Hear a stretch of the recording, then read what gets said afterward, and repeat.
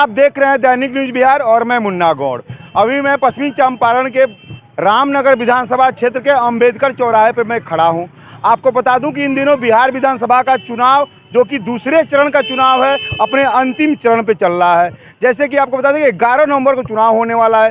कल यहाँ पे महागठबंधन के घोषित मुख्यमंत्री तेजस्वी यादव का कार्यक्रम है। आपको बता दें कि रामनगर सुरक्षित सीट है और यहाँ से राजद और भारतीय जनता पार्टी यानी भाजपा दोनों दलों ने अपने प्रत्याशियों को परिवर्तन किया है, नए चेहरे के साथ उतारा है।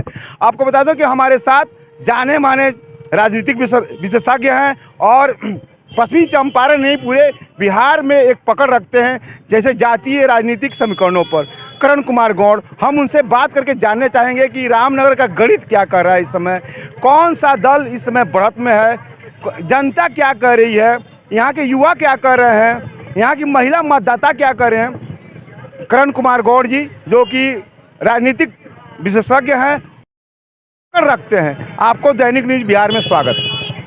बहुत बहुत धन्यवाद सर आपका कि आपने रामनगर में आके हमको अपने इस कार्यक्रम में बोलने के लिए मंच प्रदान किया, और ख़ास करके दैनिक न्यूज बिहार के सभी दर्शकों का हृदय से आभार।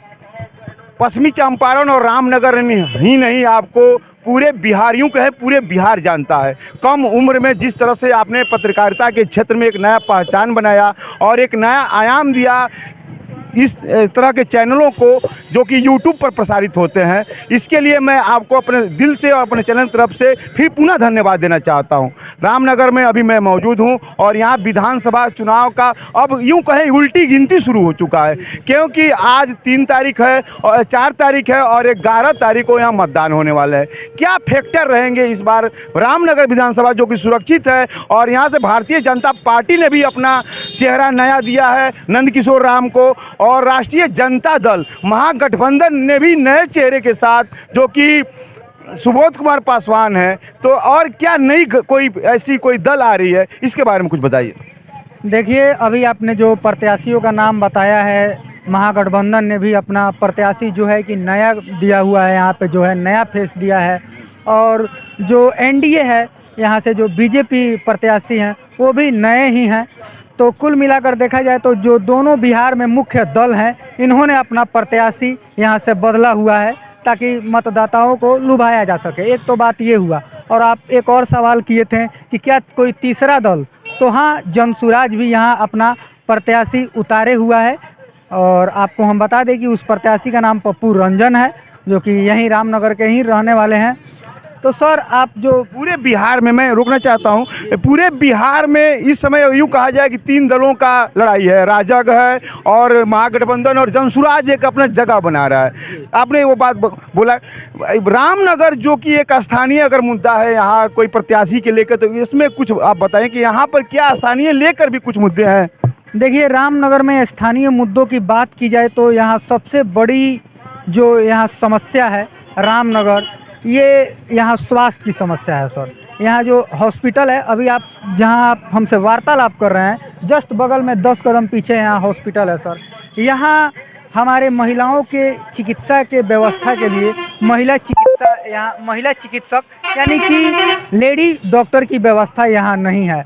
हम सर लगभग 10 वर्षों से इसका मांग यहाँ हम करते आए हैं कि हमारा जो सरकारी अस्पताल है, प्राथमिक स्वास्थ्य केंद्र है, जिसको अब अतिरिक्त प्राथमिक स्वास्थ्य केंद्र बोला जा रहा है या सामुदायिक स्वास्थ्य केंद्र, जो भी वो नाम बदला जा रहा है सरकार की तरफ से लगातार, उसमें हमने महिला चिकित्सक का मुद्दा उठाया कि यहाँ होना चाहिए।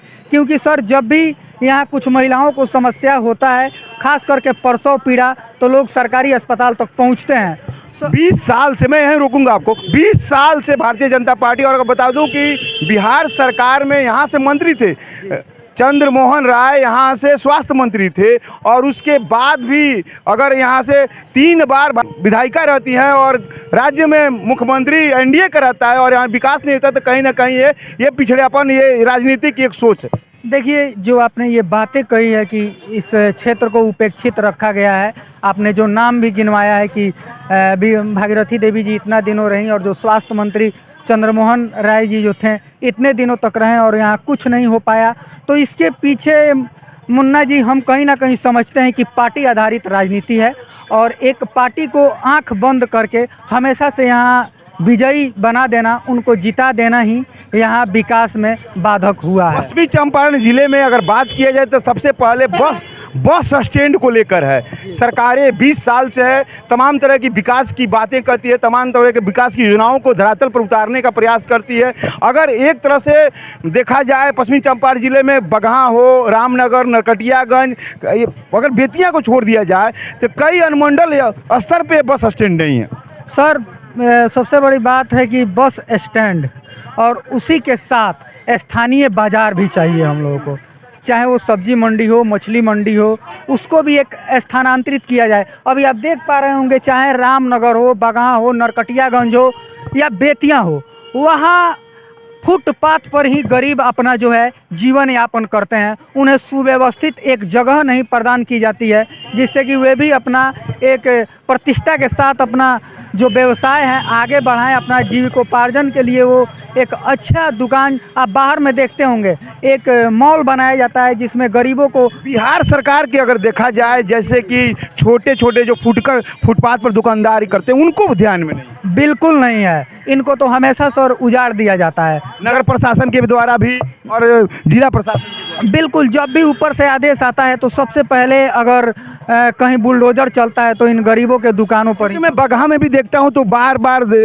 स्थानीय प्रशासन, नगर प्रशासन के द्वारा फुटपाथ दुकानदारों को हटाया जाता है। जी जी बिल्कुल, रामनगर में भी इस तरह की समस्या। बिल्कुल, क्योंकि उन लोगों का मेन बात यह है कि कोई सुनने वाला नहीं है और वो बेचारे जाएंगे तो जाएंगे कहाँ। जातीय समीकरण क्या कहता है रामनगर का? रामनगर का जातीय समीकरण की अगर बात की जाए तो रामनगर में देखिए मुन्ना जी, जाति के नाम पर कभी भी मतलब वोट पड़ा नहीं है। जहाँ तो ये आरएसएस और भारतीय जनता पार्टी का क्षेत्र कहा जाता है। इसीलिए हम आपको ये बता रहे थे कि जाति के नाम पर तो यहाँ वोट होता नहीं है, यहाँ वर्ग विशेष पे वोटिंग होता है सर। 1995 में जब लालू यादव का काफ़ी वर्चस्व बिहार में चलता था, सामाजिक न्याय की बात होती थी, तो उस समय यहाँ से राम प्रसाद यादव चुनाव निकाले थे, चुनाव जीते थे। तो क्या इस समय माना जाए कि तेजस्वी प्रसाद यादव के नेतृत्व में महागठबंधन और जिस तरह से तमाम जैसे राष्ट्रीय कांग्रेस, भारतीय राष्ट्रीय कांग्रेस के राहुल गांधी का चंपारण में यात्रा हुआ है, क्या ऐसा हो सकता है कि चंपारण के सीटों पर और खास करके रामनगर पर इसका प्रभाव पड़े?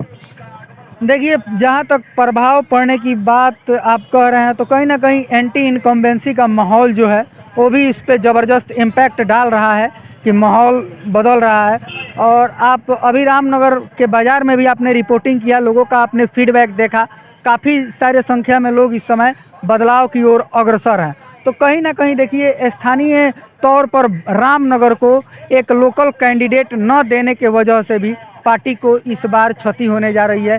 हो सकता है, ये हम लोग का आकलन है कि महागठबंधन ये सीट को ले जाए।